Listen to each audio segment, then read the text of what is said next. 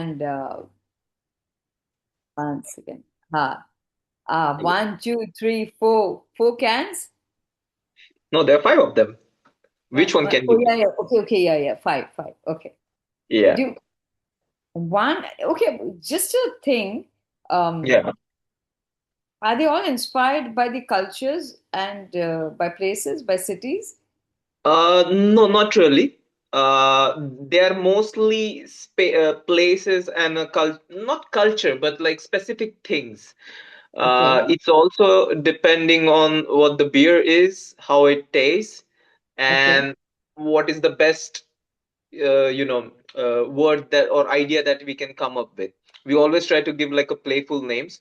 So for Okay. example, we have like this is our extra pale ale, which is 4.5% really easygoing beer. And And can we you tell us the name? A lot of people might not be able to see the name. we have named it Suse Gado Suse Gado. because Okay. the beer is basically 4.5% hoppy beer, so you can Okay. have six seven of them, and it's okay to have it in the during the daytime between a like quick lunch break. I mean, not in India, but people are doing that over here. So I think Susegado is something that came to my mind. It's like a way of lifestyle over there where you can have like it's okay to have a beer in Goa during the lunchtime or something like that, and it's easy going basically. So something like that we try to come up with, or for example, our New England IPA. It's called Honolulu Okay. Groove because it has Okay. American and Pacific Northwest hops. So, Hmm. and it's like totally tropical flavors. So we think about what the aroma and the flavor is, and then we come up with the idea, and then the design comes up from the name, basically. Oh, nice. Okay. So I didn't even start introducing you, and I saw the beers, and I immediately Beers have that effect on people. yeah, yeah. You forget everything else, and you just get Yeah, into exactly, exactly.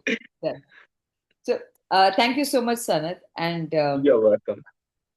Babus, this is Sanat from Serbia. He's got a very interesting life. Actually, I think it's very adventurous. He's a Mumbai Chembur guy, and pre-pandemic he moved to Serbia, and for what Yeah. joy, God knows, but we'll find that out. And Mhm. it's not as if he went and pursued his advertising there because he's an advertising guy. He went there straight and started making beer. Okay, now how did that transition happen? Why Serbia? When I heard that he moved to Serbia, I thought he's a big fan of the GOAT, the greatest of all times, Djokovic. But it doesn't Yeah, seem like that. Although Novi Sad, the place where he lives in, is very popular for sports. So we're going to get into all of that. But my first yeah. question to you is one is how do you say cheers in Serbian language? So it's called Živeli. Okay, Živali, yeah. Yeah, it's basically the main word is žive, that means to Okay, life. So it's basically to the healthy life when you say okay, živeli. okay. And that's one thing. Now the most important, Yeah, why Serbia? This is going to be like the first few questions. I'm just going to be putting it out over there like a rapid fire. Okay. it's much So you, much better that way. okay. Why Serbia? Yeah, that's everybody's asking me who's in the beer, not in the beer. But Uh, I mean, Serbia chose me. I mean, I didn't choose Serbia. It just happened.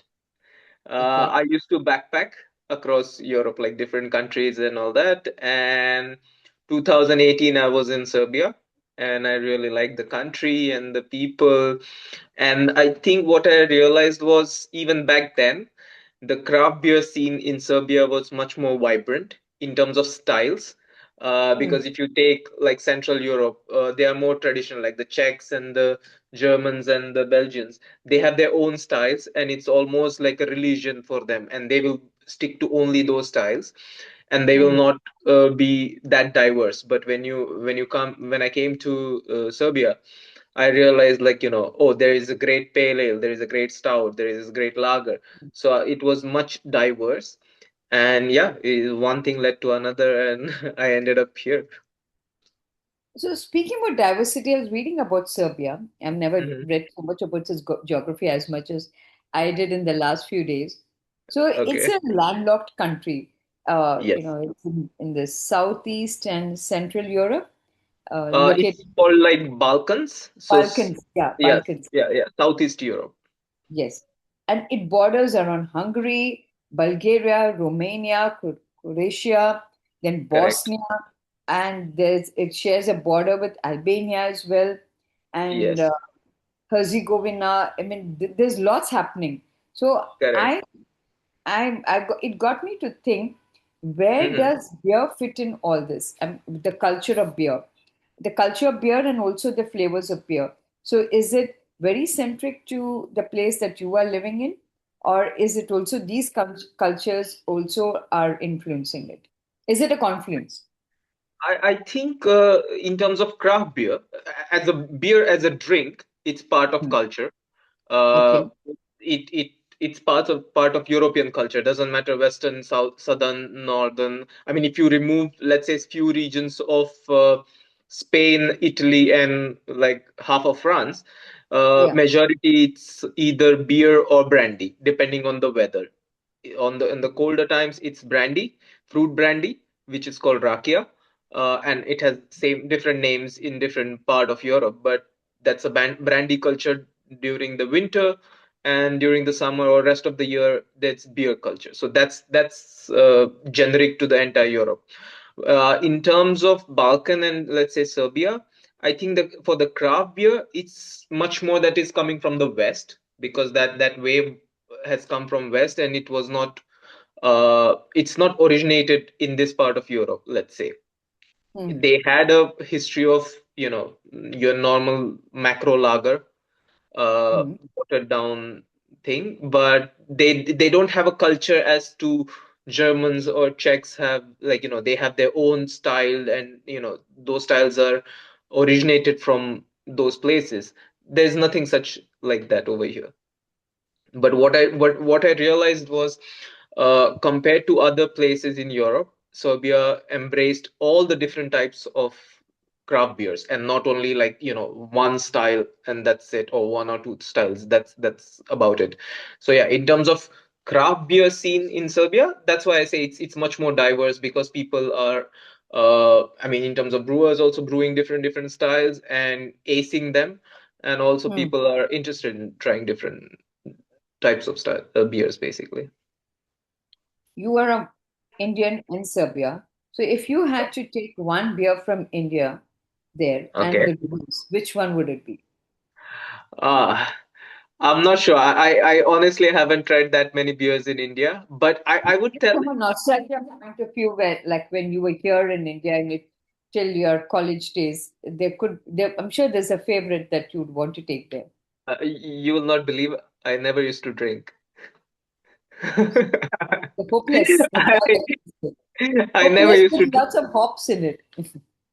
No, so when you said that, I think one thing I would take from India is Mhm. probably the ingredients for sour beers, because I think something like guava, pineapple, lychee would pair amazingly well in sour beers. So yeah, if there is something with guava, or like a guava sour or something like that, probably I would bring that over here. Or I'm already thinking of bringing some fruits so I can make sour beers with that.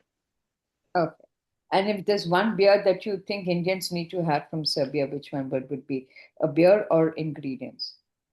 Uh, I would say, let's say our IPAs. So I would Okay. say, let's say Mumbai. That's my Okay. IPA.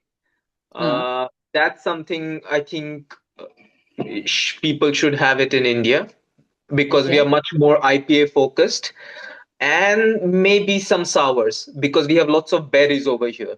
So forest Can fruits. you hold that can once again? And I'll just take a picture of it. Oh, Yes. sorry, maybe I'm not holding it right. Why not? So, yeah, it's basically. Ha. Got it. So I would say IPAs and sours. That's something we are known for, Okay. and because we have quite different types of berries grown over here.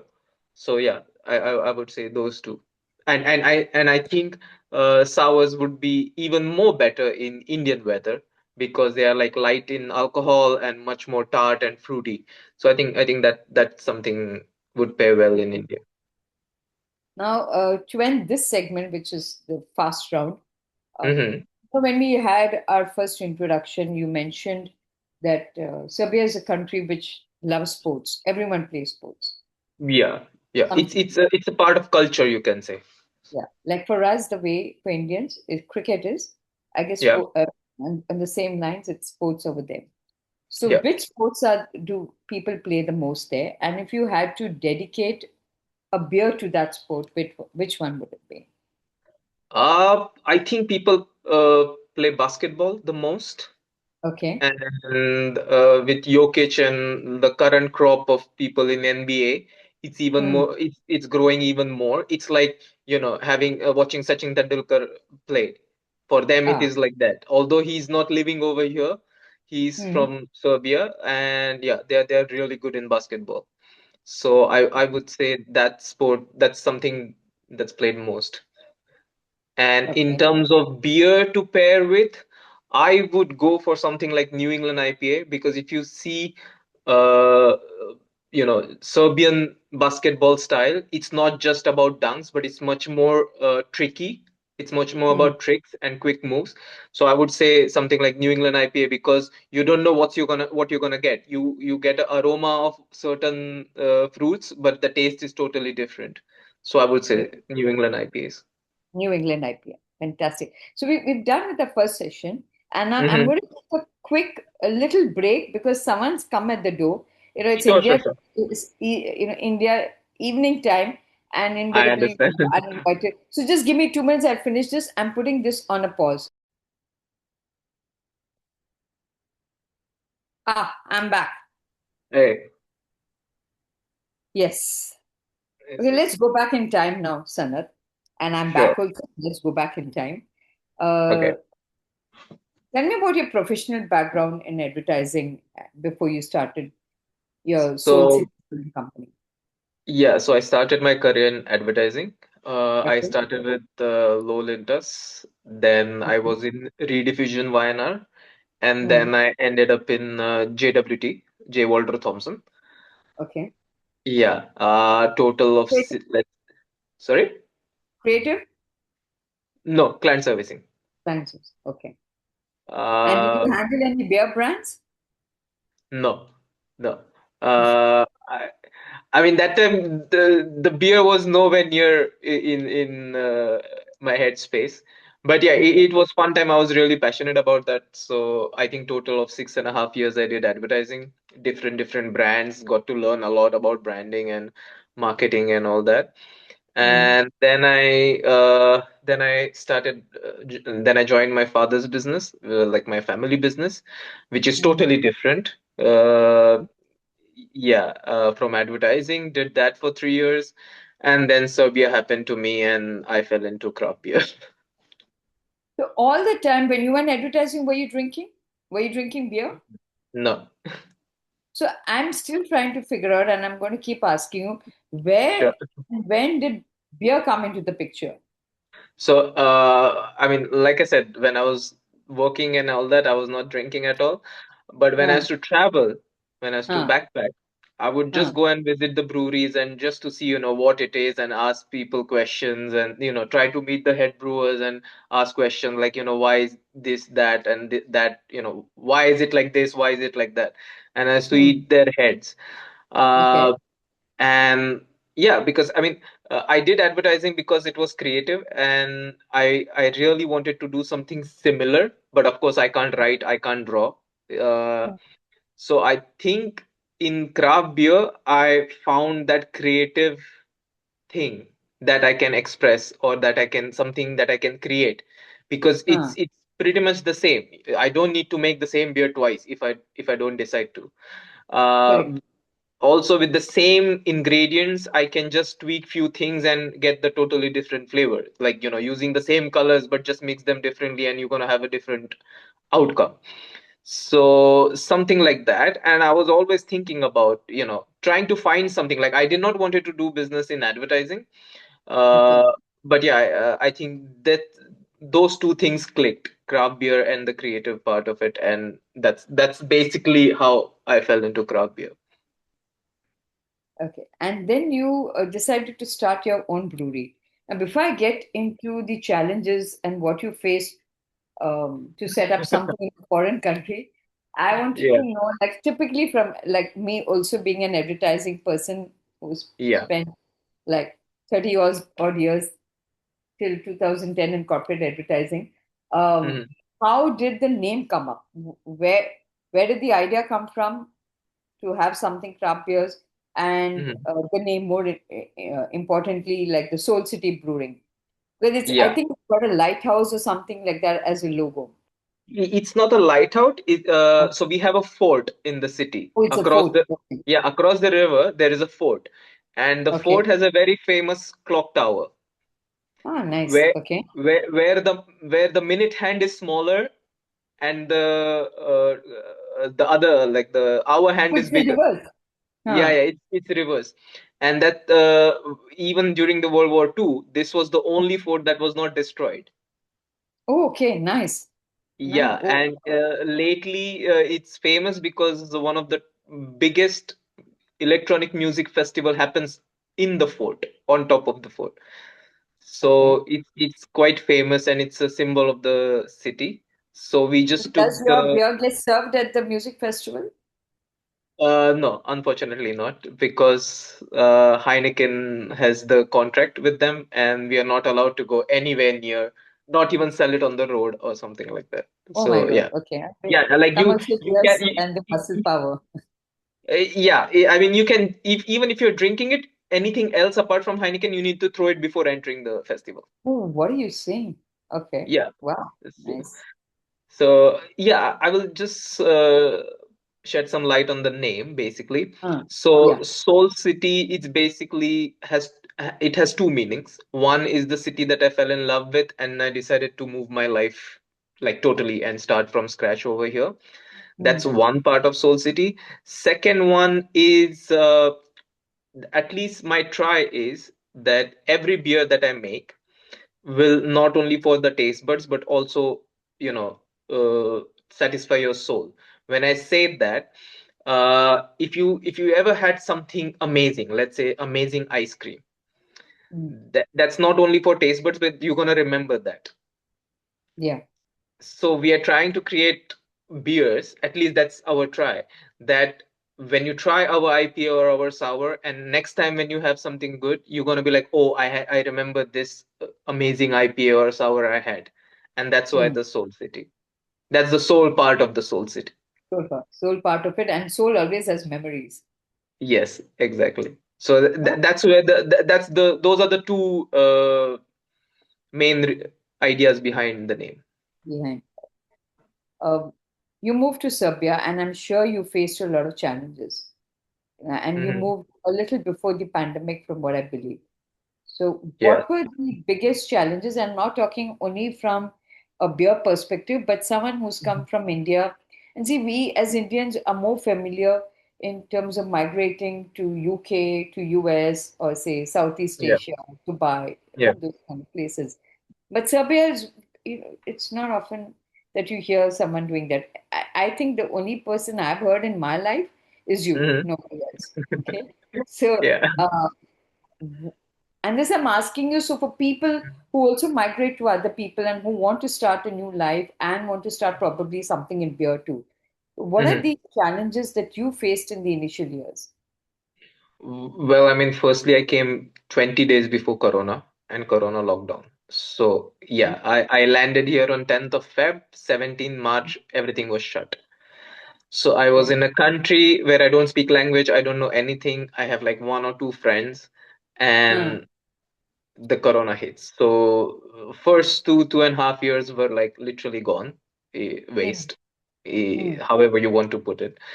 But mm, yeah, I think the another biggest challenge was language barrier because Yeah, I was going to ask you about that. How yeah, did you it's tackle totally that? different language. It has a Cyrillic base, not the Latin base.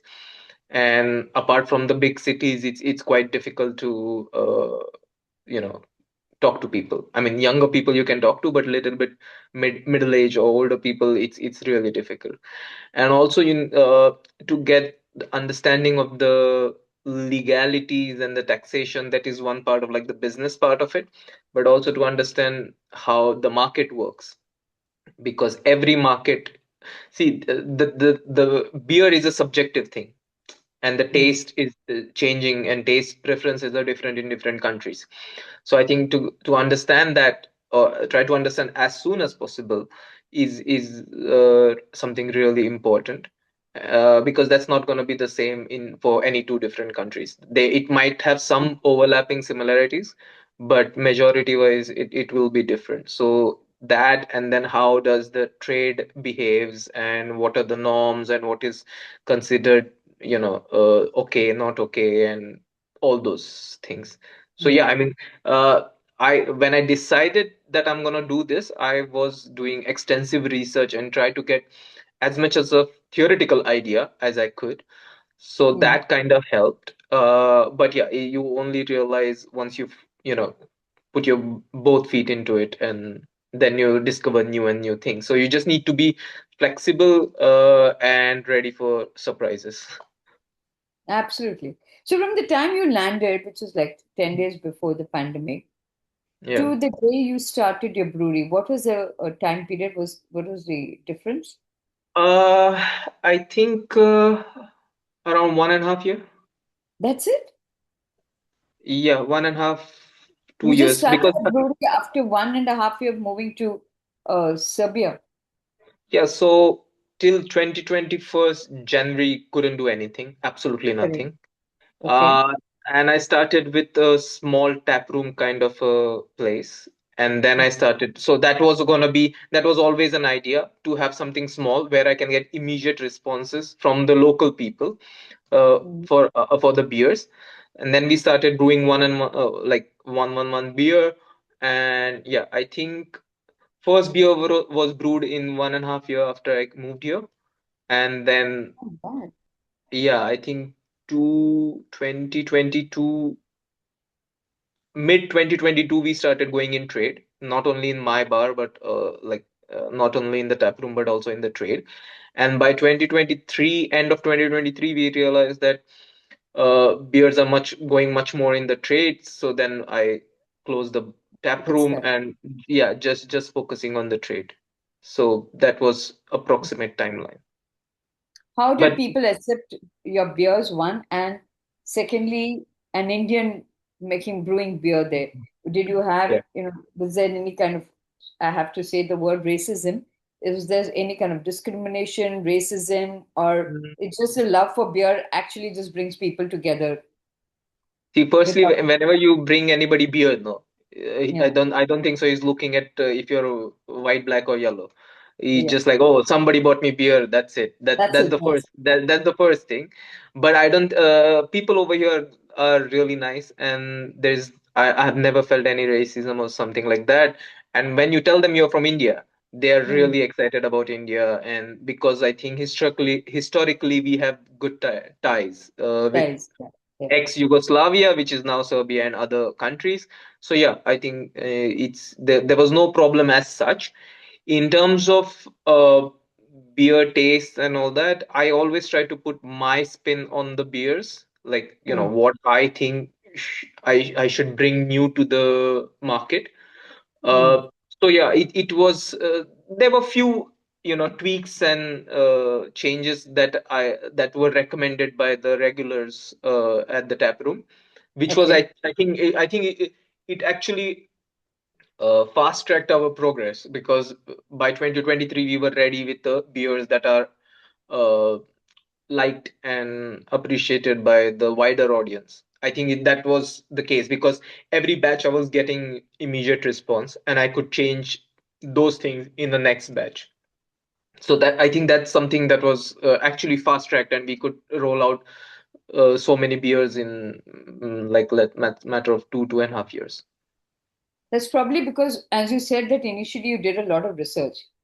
Yeah, And second is you went slow. You started taking smaller steps. You started with a correct. small tap room, and Yeah. then got feedback, and you kept working on the feedback and realizing what is it that the local audience likes.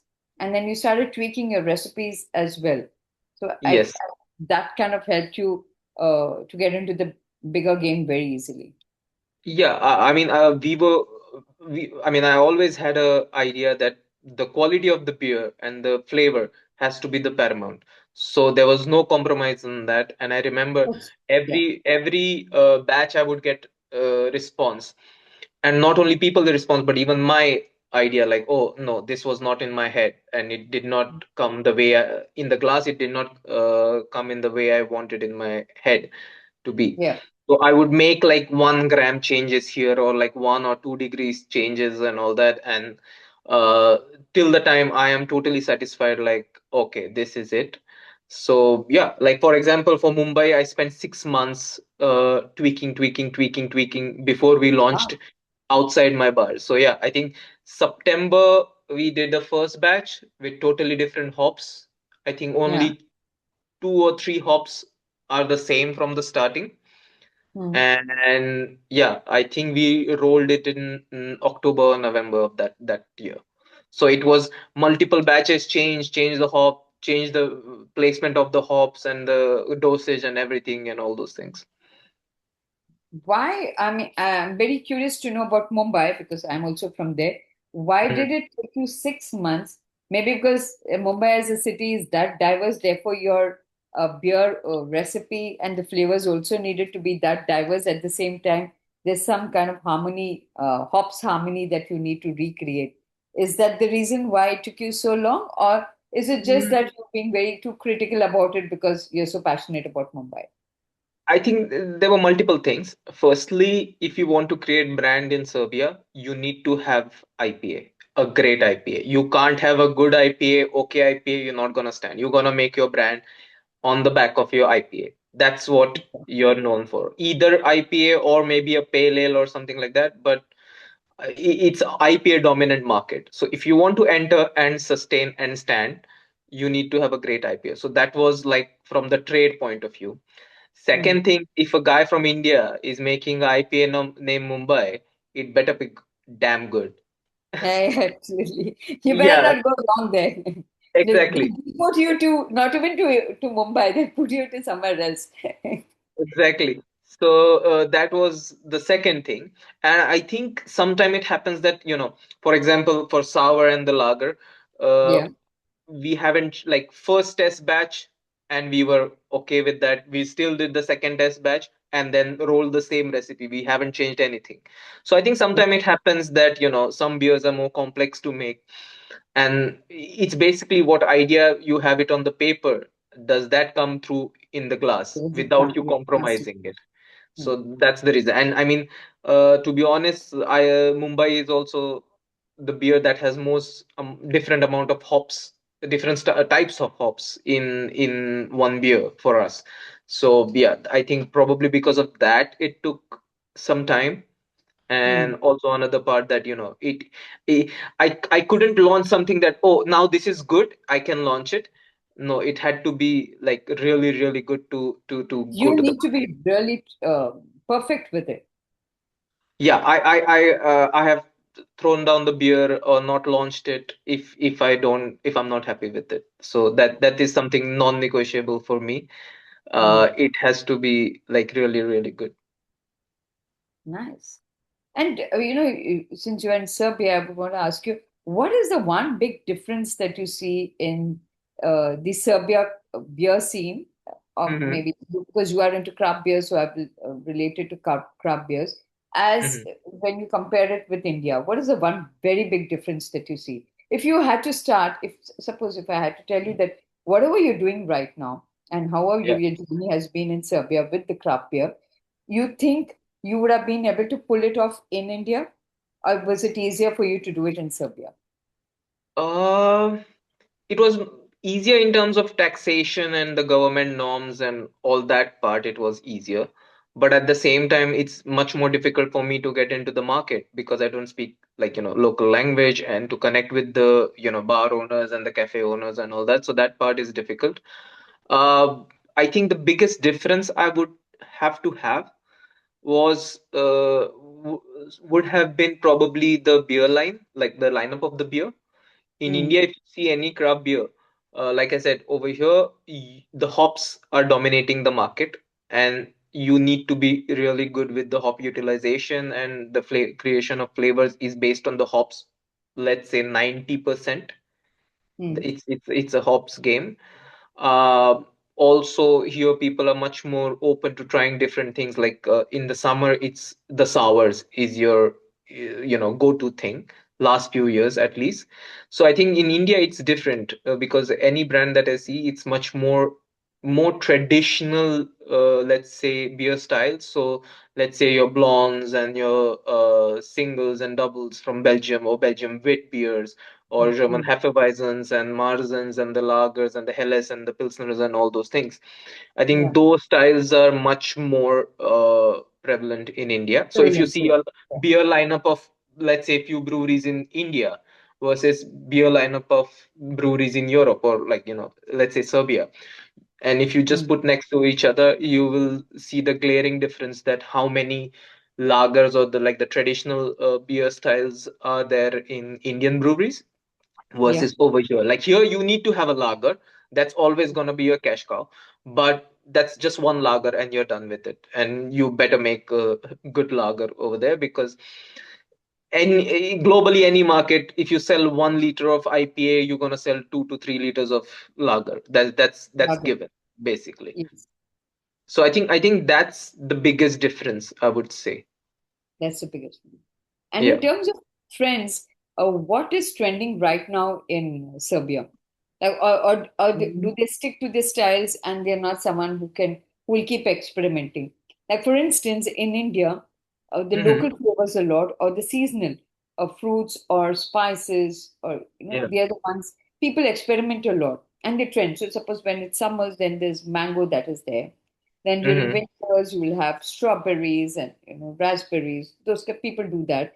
Then there are Yeah. kokums, guavas, and a whole lot of Yeah. flavors that are there. So even in Serbia, do they have anything that's seasonal or trending and people are willing to experiment? Or are they very traditional in the sense that they want their IPAs, as you said, they need to be hoppy and they would like to stick only to that? People in bigger cities, they would experiment, and like you said, in the summer, your sours and your fruited Weizens or something like that would uh, take over the market, because it's really hot over here. Those, let's say from the time the temperature goes about 23 25 degrees till the time it comes back down to that, there is a robust sour market over here. But Mm. always people might have sours, but I mean, here people are going out, let's say twice or thrice a week, just to have a beer. It's not like to get drunk, but just to have a beer. So okay, they will have one sour, and then they will move to their either let's say pale ales or extra pale ales or something hoppy stuff. Okay. So, So from the, oh, sorry, you were saying something. no, so I mean they're open to trying that, but Okay. they're gonna come back to the base and have Mm. a like finish it off with an IPA or pale ale or something hoppy, and that's it. Yeah. It's like your comfort food. Yeah, it's like they need to have that hop kick, kind of this Mm. thing. Not in Mm. terms of alcohol kick, but just your taste buds, and just to coat your mouth with the hoppy flavor, and that's So, good. from the time we've been speaking, the word Mhm. hops has been coming up quite a bit. And when we also spoke the first time, we were talking about hop and flavor forward. Okay, so it seems Yeah. like the most dominating thing is hops. Now, I'm going to be asking you a few questions on the products itself. So, Sure. your beers are obviously very hop and flavor filled and forward. Yeah. But you avoid making any single tone bitter brews. So, can Correct. you elaborate on this? What does it mean by being firstly forward, and why hops? And this entire philosophy of not brewing single tone bitter brews. So, the conventional wisdom is that the more hop you put, the more Yeah, bitter beer gonna be. correct. Correct? That is the majority of the people think that, oh, more hops is equal to more bitterness.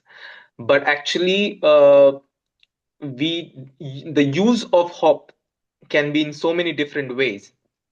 Mm. Not only the dosages that is affecting the, let's say, Bitterness. bitterness, but Mm. then there are multiple things like the dosage, the where you're putting it, the temperature, the contact time. There are so many different things that affect the flavor and also the bitterness.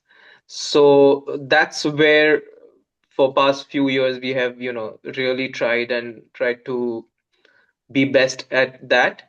uh, so I think that's where, to put the hops how much ever you want it, but at the same time control the bitterness or tone down the bitterness, at the same time get more hop flavor and aroma.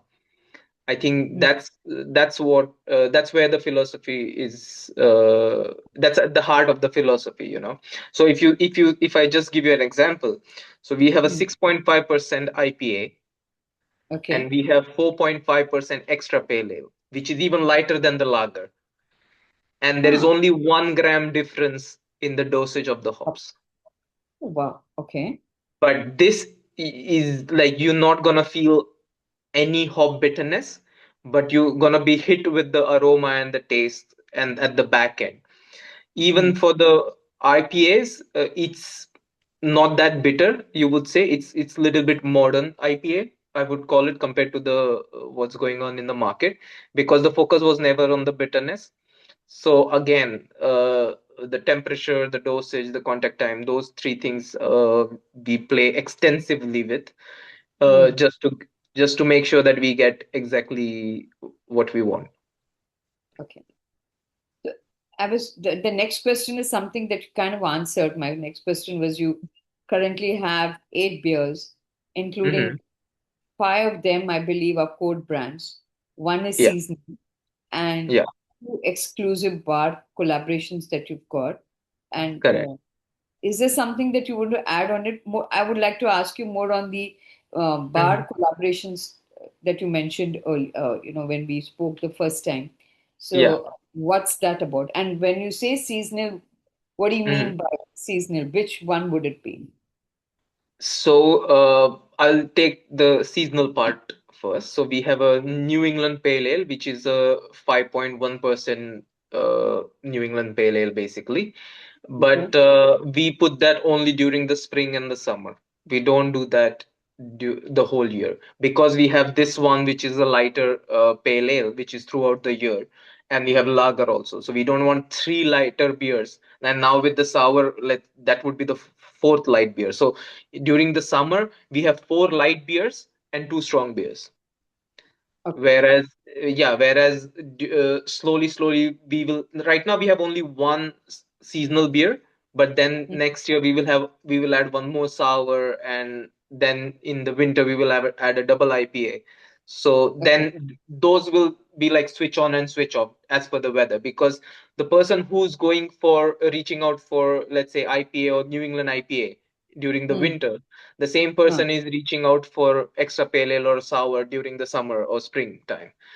Okay. So that's our opportunity to also tweak and bring something new just for the 3-4 months and put it out again. Put it. Yeah. Okay. Nice. That's And interesting. I think it's playing around with your own creative beers, exactly, depending. I mean, I get chance just to brew something new, not get bored with brewing something similar, and Yeah, it's new for the customers also. And in that beers, then we can play, I mean, we have given ourselves liberty to play around with the hops also. So the next year when the New England Pale Ale comes, that's going to be with all New Zealand and Australian hops. That's not going to have any hop that was there last 2 years.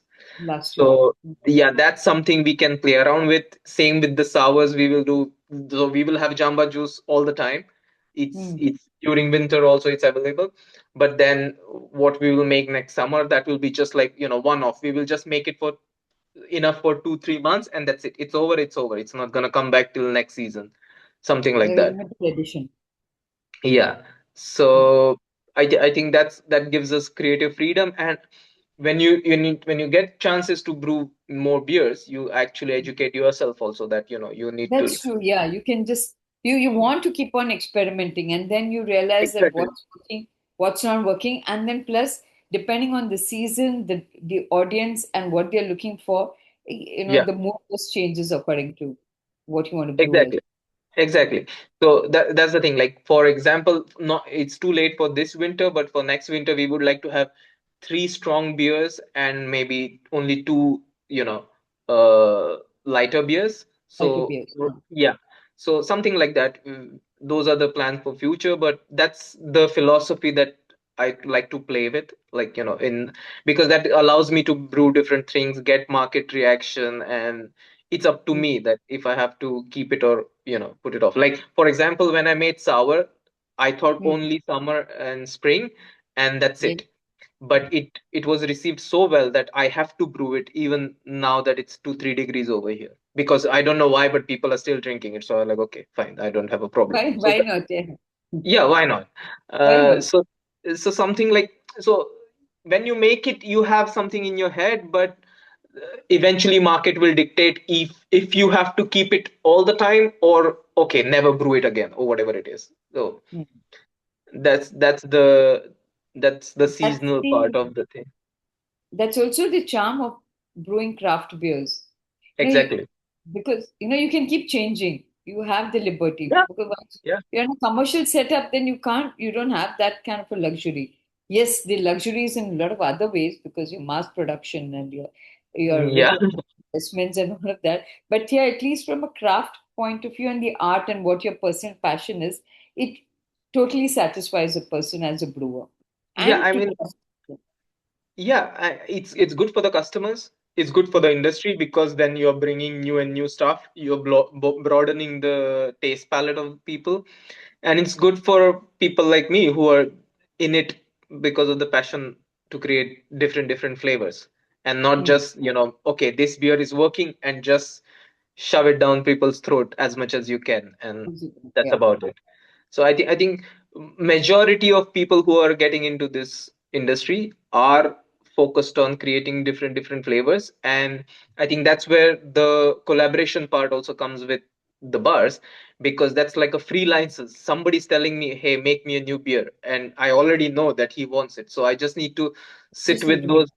Yeah, so it's much more easier, and I actually like uh the bar owners who are allowing me to experiment, and they will be like, oh, we tried this, and this is the style we would like you to make, and then we sit together and I ask them the flavor profile, and what is in their head, because then that's their baby. I'm just making it, but that's yeah, their you just baby. like a contract Yeah. brewer. Yeah, contract brewer in the sense, it's what exactly they want, and Hmm. then I will just tweak things here and there. So if somebody says, "Oh, I want only citrus forward, like citrus punch," or I want something like totally tropical, or I want just plain German lager, or something like that. So it depends on that, but it actually allows me to brew different beers, and I consider that as a let's say a good remark on my brewing part, that people Hmm. want me to make their beer. So I'm always looking for something like that, where I have a partnership with the, let's say, bars or the pubs, and I'm making their house beers. And even they like it because they are not brewers, but they get their own brand, and everybody is happy when they have their Great. own branded beer. So And that's beer that's anyway makes everyone happier. It makes the world of, a happy place, a of cheerful course, place. always. One thing I feel very happy when I look at your beers is the Mhm. packaging. It Yeah. it is it is Thanks. so unique, it's so quirky. So that's where I'm moving towards now. Like Mhm. even when I saw your Instagram page, and now when I'm constantly even looking at you, I'm looking more Mhm. at your packaging. So I Thank want, you. especially the Mumbai one too, I love because, needless to say. But I wanted Yeah. to know where did the inspiration come for creating this kind of quirky packaging, and who was the designer? I don't know if it's done in Mumbai or if it's done at your end, or you designed it. I want to know what is the story behind the packaging. So, like you said, like I told you, the first non-negotiable is the quality of the beer. The second Correct? non-negotiable is the design of the beer. Huh. And whatever you see here or on Instagram or any of our posts on any part of social media, the credit goes to my friend. His name is Ganesh Palkar. He's from Mumbai. We used to Okay. work together. So he is the creator of everything that you see. He's in charge of making us look good. It doesn't need to be only digital, but even uh, BTL or point of sales and Point of sale, cans yeah. and everything. It's totally his baby in terms of design. But yeah, I mean, we since we work together, we have very good understanding. So we even before we brew, or we when I was starting brewing, uh, we sat together and we did this exercise of creating world of Soul City. What you Okay. mean by world of Soul City? Hmm. We wrote down. I mean, we discussed few things that what are the do's and not don't do's in terms of design philosophy, and what is the zone that we are looking at. So we first narrowed down the zone, and I Hmm. was pretty adamant that I want a unique illustration style which is going to be only to this brand, and you can't find it anywhere else. So he spent almost 3 to 4 months just doodling random characters, like the human figure will look like this, the dog will look like this, the buildings will look like this, the clouds, the sky and the water will look like this. And yeah, I think 3 to 4 months he was doing that. Then we locked down on that illustration style, like okay, this is how it's gonna be. And then after that, I only have to give him a brief, and then whatever he puts it out, it's done basically. Because we have already spent the majority of the time creating that framework and the brand guidelines. So everything else now, what he's doing for every beer is just it's progression, as well as I don't need to think about too much because everything else falls within that world of Soul City. So somewhere you played the client for your own brand. You Yeah. he also he also played But the I'm the design. client who's not asking for changes. Yeah, you're not asking for this. This No. I'm going to ask Ganesh Palkar, and I must tell you, I want to have him on our my podcast, on my Zoom podcast as well, and Sure, ask sure, sure. him and cover him on the topic of beer branding design. Yeah, What because is although I mean, he's still in advertising. He's in Ogilvy right now, I think so. So okay? although we work together for many different brands, he's never even touched any liquid brands basically, or FMCG or something like that, and Mm, that also in a totally different market. okay, Because I mean, yeah, every it's market Serbia. again, art is subjective, so Correct. to sit in Mumbai and to make something that, okay, I mean, okay, we both discussed, we went back and forth, but for him to do that and to be liked over here was something really commendable on his part. But yeah, How did I this? yeah. Sorry, how did the Serbians accept it? Like when they saw this kind, is this a kind of a design that they would normally see it over there at the point of sale? Suppose if I go to you go to a beer store in Serbia in your neighborhood, and Yeah. your beers are lined up over there. Is Mhm. it, does it stand out, or does it look like one of them, or your thought process has been to look like as feeling at home as possible with the other brands? So firstly, I mean, he did the doodling, but I did the markets research of Correct. That's right. Yeah. the client servicing part of the advertising. That Yeah. okay, the market is doing this. It's mostly repetitively grungy, hardcore, like aggressive kind of a thing. Huh. And I, my idea was that when you're drinking beer, you're never talking about the heavy stuff. You're always in a good mood. You're in a Yeah. lighter mood. You're talking lighter subjects. You're like, you're in a good state of mind, pleasant state of mind. So why does the beer branding has to be like, oh, grungy, aggressive, like, Yeah. in your face kind of this thing. There is, and we both thought there is a quirkier way of being in your face but still being quirky and happy, and that brand philosophy of brewing beers for soul, that also has to come in the design. I felt, and that's why, like, if you see any of our designs, there is no sharp edge of any character. Any character Correct. doesn't have any sharp edges, so everything is just flowing. So Flowing and rounded in a yeah, way. so Yeah. there is nothing hard and set. Tomorrow, if I want to remove this hop from this beer and put that hop, if because in my test batch I feel it's good, I can do that. So You can do that. that's Yeah. the flowability and the adaptability of the, let's say, business part and the brand also. So that's why there are certain those things. Like for example, I think it's in this. So if you see, Mm. so these are the flavors of the majority flavors. So it's like orange, pineapple, and lemon. No, mango, Okay. sorry.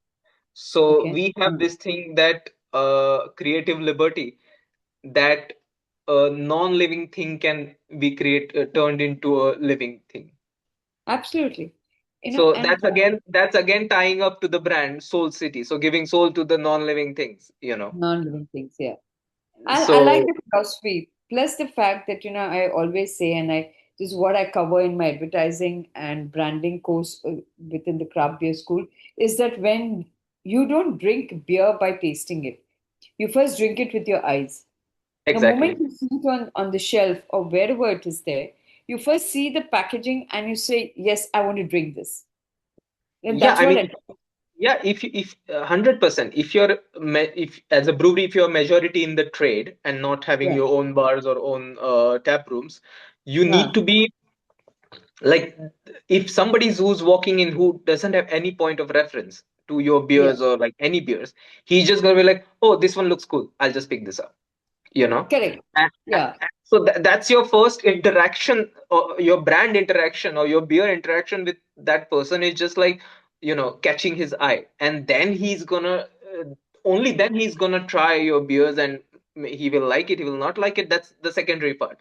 But I think and there's so much of competition that you need to stand out. And I think as a building exercise, I even told Ganesh that, if we do this consistently for few years, like, okay, your POS is also same during the festivals, also you have the same imagery, cans are same, Instagram, social media is the same, then possibly after few years, so the if I remove the logo, and if I just keep the art, they're gonna realize, oh, this is something from Soul City. Exactly. That's the whole idea. If I It's remove not. the Soul City logo and Mumbai Uh, or Jamba or something like that, and just put the plain this thing in a cafe or in a bar or at any POS, without any marking or as to what it is, like, oh, this is Soul City's style of illustration. So they should be able to pick that up. But of course, that's you need to give enough time for brand that and goes branding to over a mature. period of time. Yeah. And Yeah, yeah, I like that because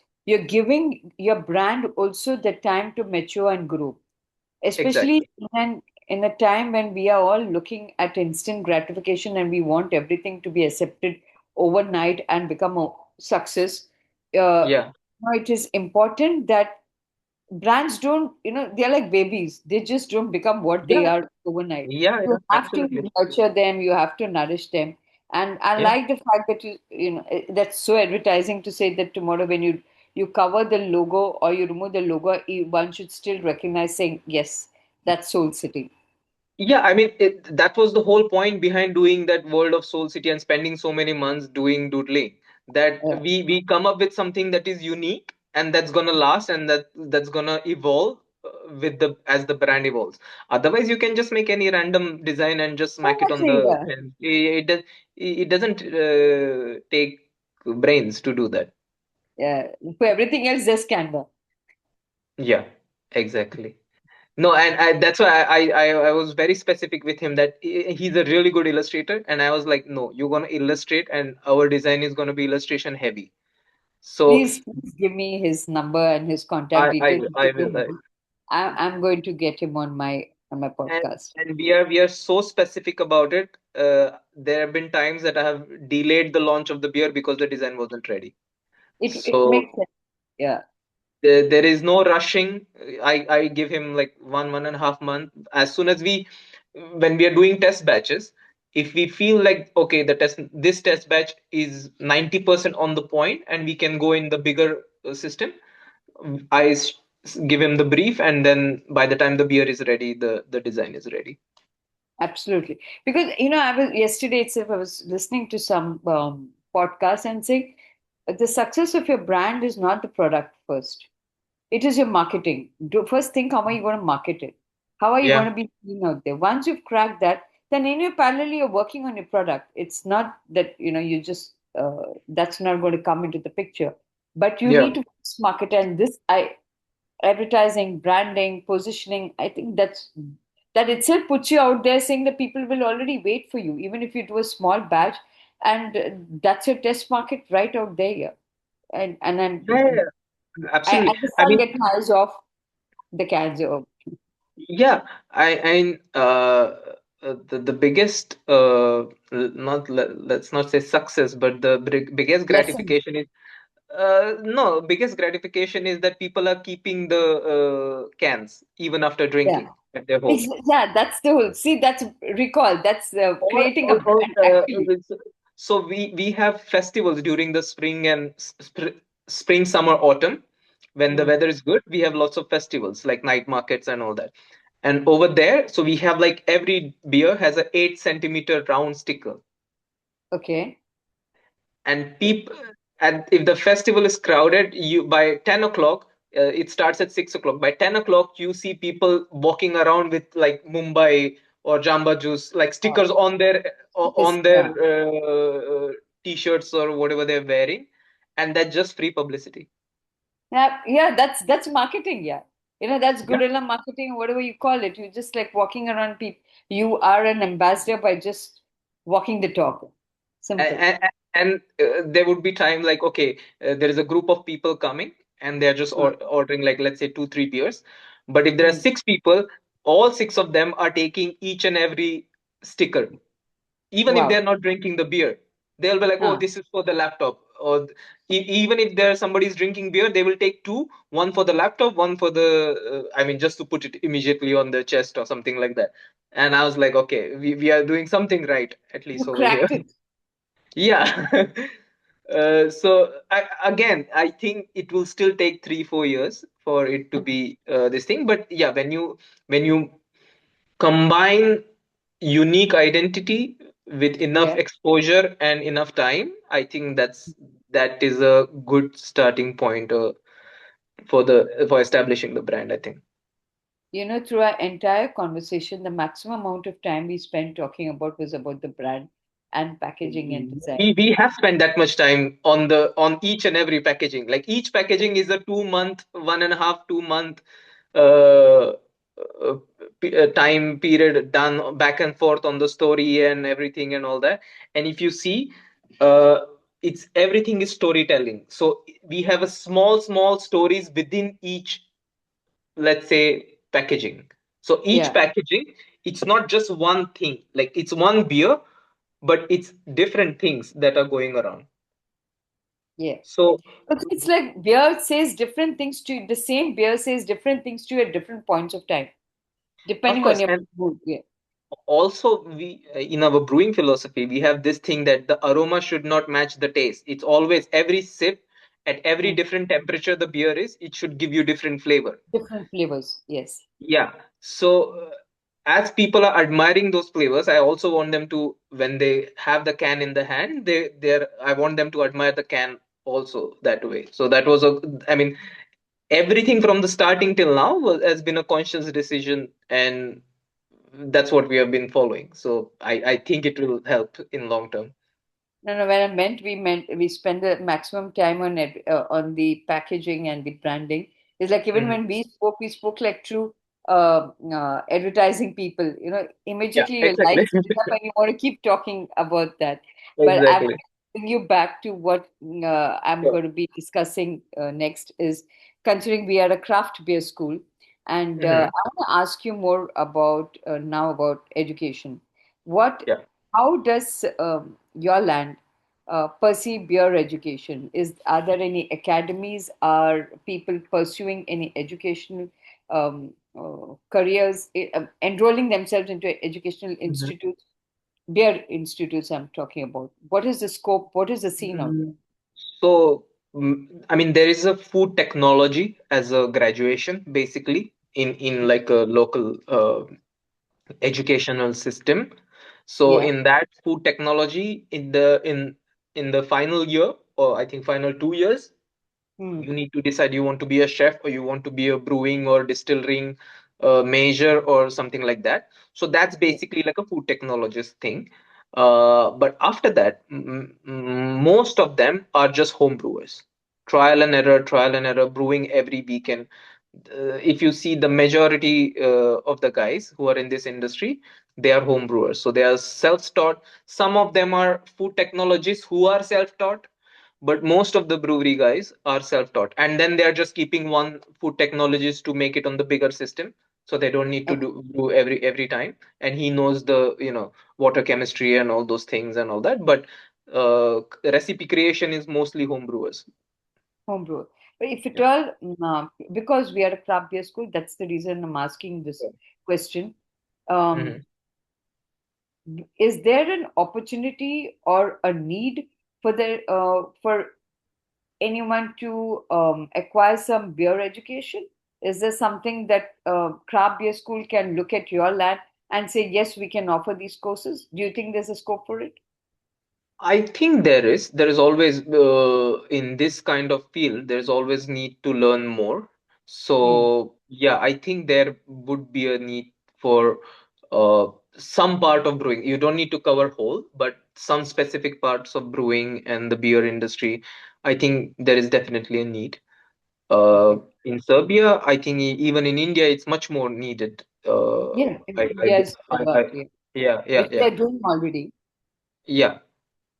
So, But yeah, I think even both at both places, I would feel craft beer school will fit in very nicely. so please let us know if at all there are any Definitely, students who want to enroll with you. definitely, definitely. And since you are also so qualified, someone who's been in advertising, you're still practicing it with your own brand, plus your Mhm. love for beer and making it in a country which one would have never thought of. Uh, Yeah, it's very commendable, Sanat. I must cheers to thank, that. thank you. But I'd like to ask you if you had to do a master class for Hmm. uh, for the craft beer school for people, Yeah, would you be interested in it, and what would be your topic? I would definitely like to share whatever I have learned with people. Okay.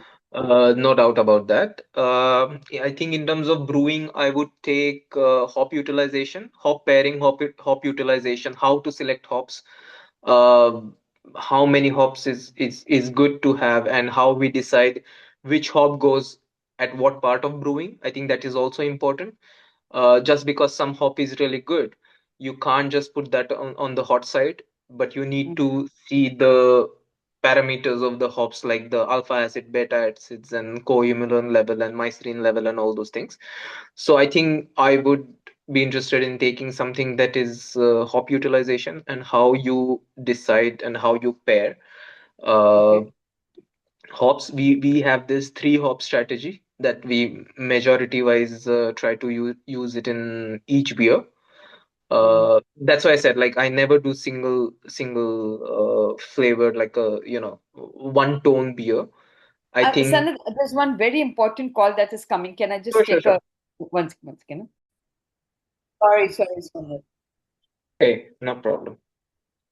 Um, yeah, so I'm going to take your word on that, and please let me know Sure, when you're ready for a masterclass. We're going to be doing that.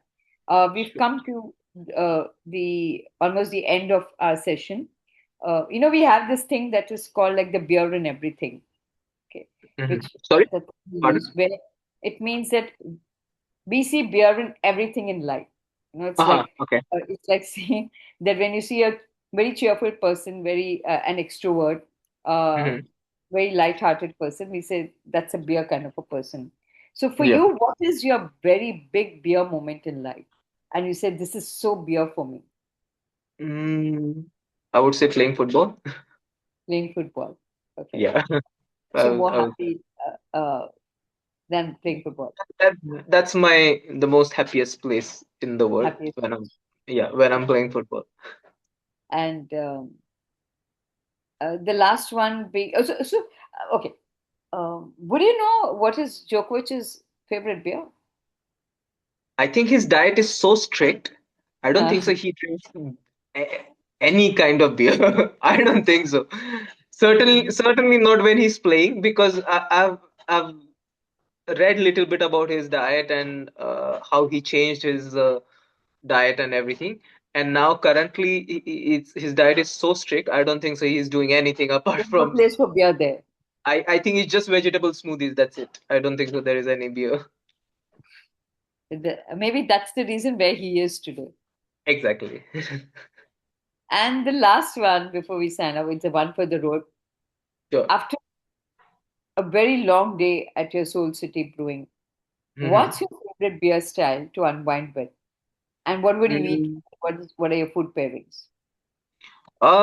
If it's I would give this answer in twofold. So one, it's if it's a summer Mm. and really long day, I would go to Jamba juice, Jamba our juice. Okay. fruited sour. So it's Okay. blueberry, raspberry, blackberry sour. Okay. Uh, so yeah, I would go for that. Like it's not mouth puckering sour. It's just like light tart. It's like a drinking fruit juice because there's Okay. so much fruits in this one batch of beer that is Mm. just like a drinking fruit juice. So I would go for that. Otherwise, I would just probably stick to Mumbai uh, Okay. as a go-to. If I don't have Jamba near me, then I would just stick to Mumbai, But anyway, Mumbai is always a go-to place. of course. Yeah. So You- you- One always misses Mumbai. you can never get enough of Mumbai. You can never get enough. You conquer Mumbai, you conquer the world. And you Exactly. being from Mumbai, you've conquered Serbia as well. So thank you so much. Oh, and what about the Thank you. food pairing? Sorry, it's not. We are not done. Uh, they have a dried sausage over here called kulen, Cooler. Kullen, kulen, and it's a Okay. little bit spicy on the north end of the country where I'm in. Hmm.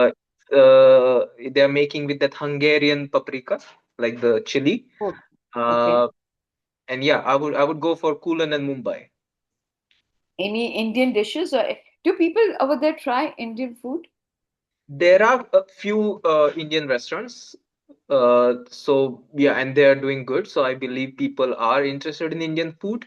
But of course, you have to tone down the Spice. spiciness of the yeah. But yeah, there are I think 3 to 4 Indian restaurants in the country, and Okay. we actually collaborate with most of them because of Susegado and Mumbai. The name sells Uh, itself.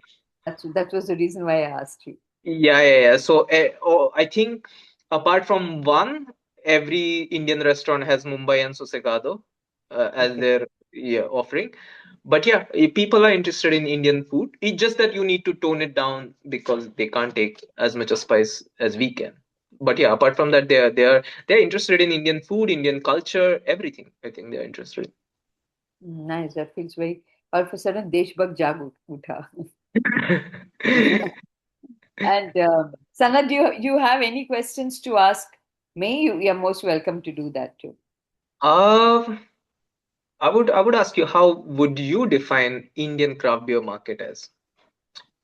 Um, Because although I'm keeping an eye on Indian market, it's just a very like 30,000 feet view. hmm. So you being there and you're going out there for beers, I would say from what I've explained about our beers, like Soul City beers and the beer industry over here, how would you sum up Indian craft brewing industry? I would look at it as consolidation in terms of mindsets. See, when it started, it was almost like aping what's in the West or in Europe. You replicate it over here. But now, Mhm. as people understand the market, they are using a lot of local ingredients and regional ingredients. So you have spices, herbs, you have seasonal fruits or produce that is there, which is very localized too, and I said seasonal. So people are using that to adapt it to the palates of Indians. See what happens in the West, what their palates is not something like it works out here. Like as Mhm. we just discussed saying Indian food over there. You cannot have people in Serbia can't have the Indian food like the way we Indians have it over here. Yeah, yeah. They'll have to sit with an ice pack if they do that. It's spicy. Or hospitals. Oh, hospital go there, or with a lot of antacids around. So, Or uh, lot of beer. a lot of them keep guzzling it. So, Yes. I think where mm, I will put it very crudely, अक्कल आ गई. Hmm. You know, if you Hmm. want to serve to the Indian audience, then you need to make it as palatable and adaptable to this region, to this country. So I would say Hmm. people, the craft beer scene is Hmm. now, yes, there is a lot of craft beer, no doubt about it, but it is Hmm. getting more closer to home. It is not something that it looks like a foreign made product or trying to ape the foreigners or something that's there across seven Hmm. seas. So that's the way I would look at it. When it comes to commercial beers, they are the way they are. And Yeah, I what mean that's global yeah, thing. that it's there. They're also experimenting and trying to do craft flavor kind of beers. Like UB's got Hmm. wit beers, and it's very good. Hmm. So they're somewhere trying to be in the commercial plus in the craft scene and trying to find a middle path where Hmm. it is you get the dominant flavors at the same time it is commercially viable from availability plus in terms of business. Okay, that's Hmm. what at the end of the day matters. So it's not like But some but I if there is one thing you would like to change or add in Indian craft in brewing industry, what would that be? um I would say the brand names, Hmm. you know, and make it as made in India as possible. I would Ah.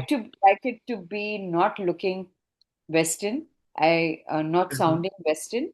Yes, it Hmm. might be a wit beer, Hefeweizen, whatever, all of those things, but make it as relatable to a person who's even not just a Gen Z or a millennial, but someone Hmm. like me, for instance. Okay, I am a beer enthusiast, and I'm from the industry. Therefore, I will try it, no doubt.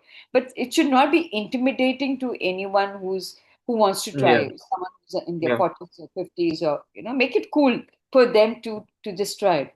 Make it relatable. understand, So the one understand, thing that I would definitely say is make it sound and look like it's meant for everyone. understand. But I mean, from what you explained just now, uh, so in India there is not that much of hop focus on the beers. It's more about the local and seasonal ingredients as to showcase of what you can do or what flavors and aromas you can derive from the hops. So the most important thing is, people look at it whether it is a wheat beer, it's a wheat, or say it is rice. Now you have a lot of rice lagers too. So that comes Hmm. in most importantly. That's the first thing. People don't get into it saying, "Oh, it is hops." Like I would go for a beer which is hops heavy, but that's Hmm. not. See, also in terms of awareness, we are still not right there. Okay. Hmm. को लगता है Yeah, there's hops, so obviously it's very bitter. No, we yeah, don't want exactly. uh, Yeah, exactly uh, what we spoke about. what we spoke. But and also it will take time for people to realize hops does not only add bitterness to beer. There are flavors. Exactly. It Yeah, changes the entire profile of the beer and aroma too, absolutely. for that matter. It has a Yeah. very big role to play, and I think hops are underrated. As we speak, I would say that it's In not in in Indian industry. in the Indian industry. Okay, okay, It's okay, underrated. Okay. So okay. I would think that the education is very important, even to know that why one beer is made in a particular way as against the other one, and what is the role of each of the ingredients. If not anything else, just be a beer bragger, yeah, and I know what are the four things that are important. Yes, there Understand. are adjuncts that you add spices and herbs and all of those things that Mhm. externally, but the four ingredients are very important. But top of the mind, people think about your malted barley hai. It's a wheat beer. It is roasted or rice, and now rice is Mhm. becoming very popular. See, at the end of the day, what is the produce of the land Mm. and what No, is local? that's something very different. Like here, if they can feel even a hint of rice or even hint of substandard barley, let alone like rice, you are gone. There Yeah, there is no there is no coming back from that. That's why I mean, when I was in India this time, I was quite surprised how much rice is has been used in the beer. And I don't remember which one was it, but it was Hefeweizen, and mm. it's like 70% of rice. I said Then how come we have to go? The Germans are angry right now over there. The Germans are pissed off about that. And the But I dead mean, brewers okay, must be doing somersaults in their graves. yeah, yeah. They're super pissed off because I remember here, if you as a brand, if you're trying to establish as a premium brand, Yeah. and not mass market craft, even if you use substandard barley, you get that residual sweetness. So Yes. you want your barley to be neutral, not to add any flavor. Just give us just give the sugars, and if you have that barley this thing, it's very slippery slope from there. So I think that is one of the biggest differences. Also, from what you said about the hop awareness, so this time I bought these two beers to India, and I was just Okay. sitting with one guy. He's a distributor of the beers, and we were just trying at his shop, and he just gave, like, some guy came to order some beer or something like that. He just gave like this much to this that guy. I think he gave, yeah, both of he came. For Susegado, that guy is like, oh, this is like wine. It is so fruity and all that. And for Mumbai, he's like, इसमें आम डाला है क्या? I Oh, said, I knew it. It's going to come. because Mumbai has that hit of mango aroma and Yeah, aftertaste. yeah. Hmm. He's like, इसमें हापुस डाला है क्या? I said, नहीं. इकडे ये नहीं बोले इसमें वड़ा पाव डाला है क्या? No, he was like, अरे इसमें हापुस डाला है क्या? I said, no, no, no. But yeah, I mean that he just probably came to get Kingfisher or something like that. And Yeah. he, since he was a regular customer, this guy's like just gave, both this much to try. Tasting. Yeah. Yeah, and he was surprised, like, because the guy I was with, he was telling me that in India, kick बैठना चाहिए is the major thing. हाँ, Huh. क्योंकि I mean, the drinking is for kick बैठना चाहिए. And then he asked for Susegado that how much percentage do you think it is? He's like, it goes down very smoothly, but must be 7 and 8%. हाँ, And then he told him, no, this is 4.5% because it's 100% barley, no rice, nothing. हाँ, Uh, हाँ, no wonder. he's हाँ. like, yeah, he's like, oh, and then the guy's like, हाँ एक दो में काम हो जाएगा. So that was a really interesting 15-minute conversation and immediate market response Yeah. that we So that had. also explains the market, no? That Yeah, 80% is strong beers. I mean, yeah, as you yeah, said, betna chahiye, you drink to get drunk in this country.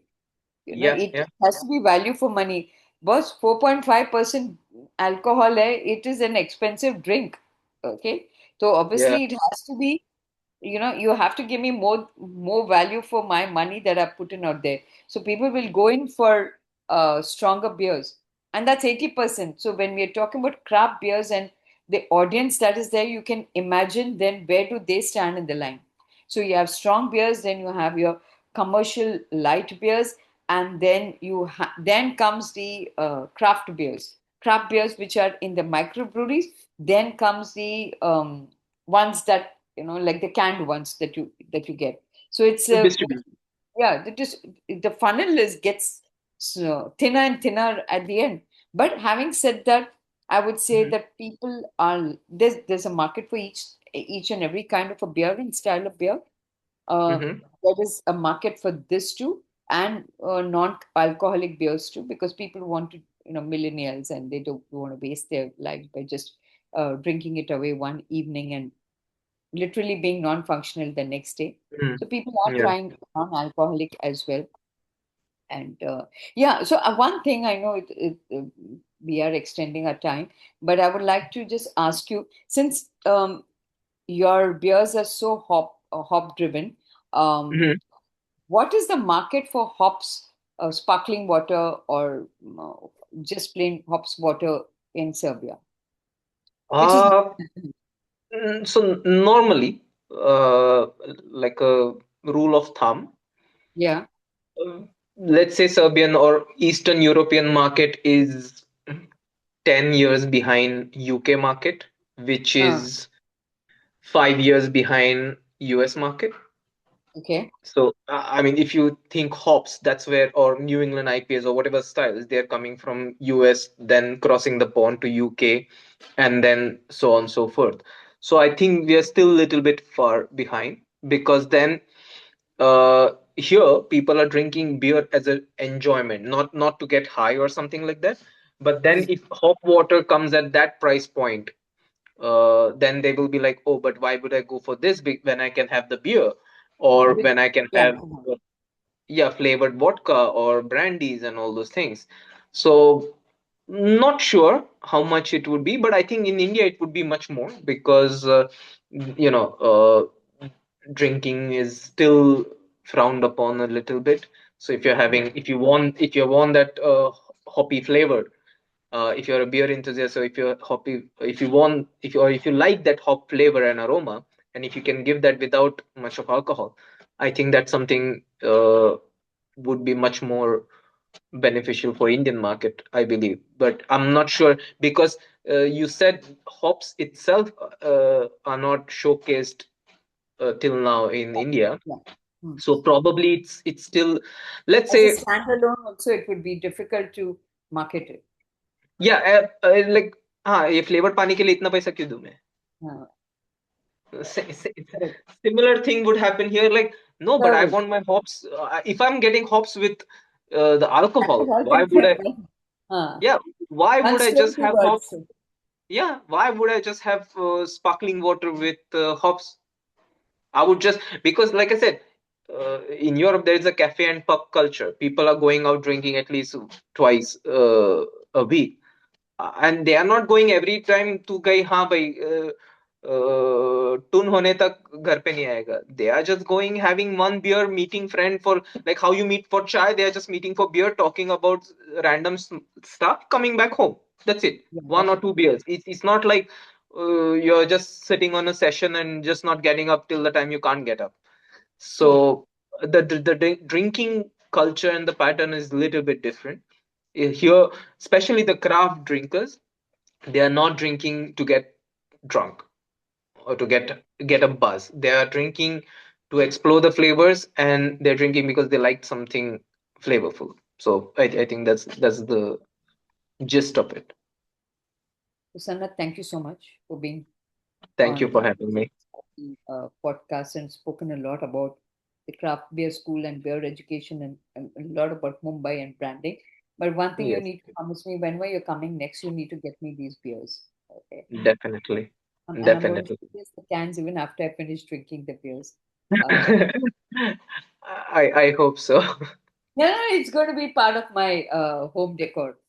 So, Next and time when I'm coming, I will definitely give you like bring you each of the beer. I Maybe want one by then each there, of each of them. Yeah, I mind yeah, the Mumbai more importantly. So, and maybe by then I will have more beers. But yeah, I will bring you. You can taste them. You can talk about them. Or you can just enjoy them. absolutely, we'll do that. Thank you so much.